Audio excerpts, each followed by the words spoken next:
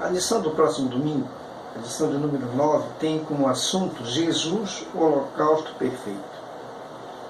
O texto áureo está em Hebreus capítulo 10, verso 10, que está escrito assim: nessa vontade é que temos sido santificados mediante a oferta do corpo de Jesus Cristo, uma vez por todas.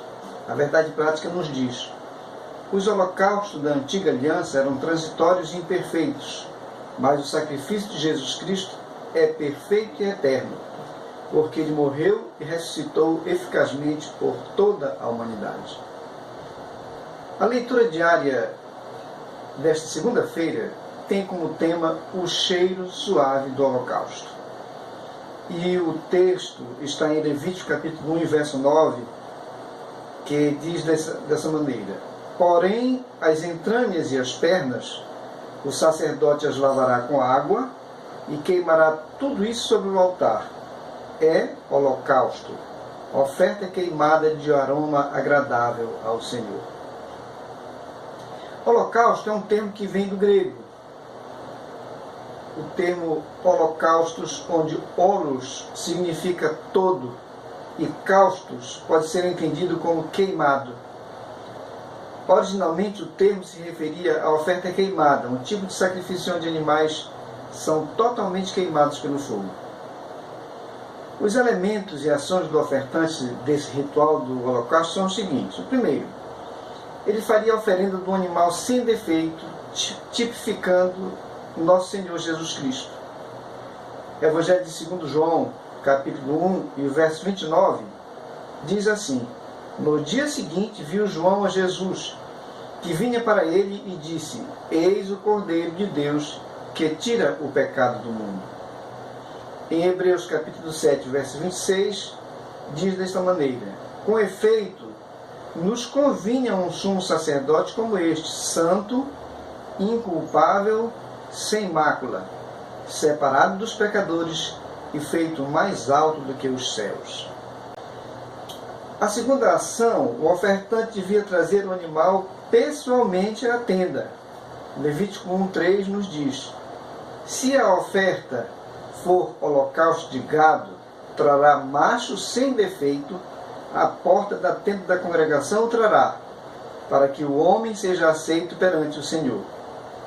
Uma terceira coisa importante é que o ofertante punha as mãos sobre o animal, se identificando com ele e também transferindo a sua culpa para ele representá-lo diante de Deus. Levítico 1:4: e porá a mão sobre a cabeça do holocausto, para que seja aceito a favor dele para a sua expiação. Outra coisa muito importante é que o ofertante matava o animal. O verso 5 diz: depois imolará o novilho perante o Senhor. O verso 5, nós vemos uma outra coisa importante, que era como era utilizado o sangue do animal, que era derramado à porta da tenda. E os filhos de Arão, os sacerdotes, apresentarão o sangue e o aspergirão ao redor sobre o altar que está diante da porta da tenda da congregação. Então esse era o ritual da oferenda do holocausto que a pessoa trazia a Deus. E esse holocausto ele era um tipo de Nosso Senhor Jesus Cristo. Ele era uma figura, né? O primeiro ponto que eu vou abordar aqui é o seguinte: assim como todo o corpo do animal devia ser colocado sobre o fogo, Jesus se entregou por nós sem reserva alguma. Filipenses 2, de 5 a 8, está escrito dessa maneira: Cristo Jesus a si mesmo se humilhou, tornando-se obediente até a morte e morte de cruz. No verso 5 diz, Efésios 5:2 diz: e andai em amor, como também Cristo nos amou, e se entregou a si mesmo por nós, como oferta e sacrifício a Deus em aroma suave.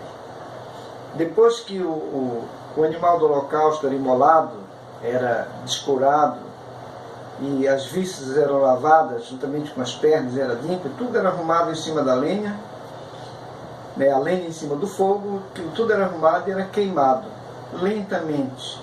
E Moisés dizia que aquele o aroma daquela queima, o seu odor era suave, era agradável a Deus.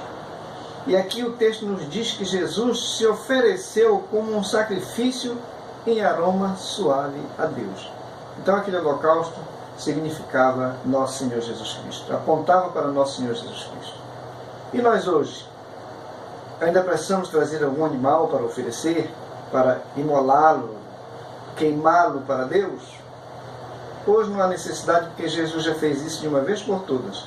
Mas nós temos o nosso dever para com Deus, que já vimos em uma reflexão anterior, que é o nosso culto racional. E o nosso culto racional deve ser agradável a Deus, deve ser aceito por Ele. Para ser aceito por Ele, nós precisamos seguir as diretrizes da Palavra de Deus. Efésios 5:8 tem uma recomendação muito interessante. Pois outrora erais trevas, porém agora sois luz no Senhor. Andai como filhos da luz. Olha qual é o nosso culto racional, o nosso aroma agradável a Deus. O verso 9 diz: porque o fruto da luz consiste em toda bondade e justiça e verdade. Quem é filho da luz, ele demonstra bondade, ele pratica bondade, ele pratica justiça e ele pratica a verdade. E o verso 10 diz: provando sempre o que é agradável ao Senhor. Então, se nós oferecermos esse culto racional de bondade, justiça e verdade, certamente Deus vai aceitar como um aroma suave, né? Como aquele holocausto de aroma suave. Pense nisso para a sua vida e tenha uma ótima segunda-feira na paz do Senhor.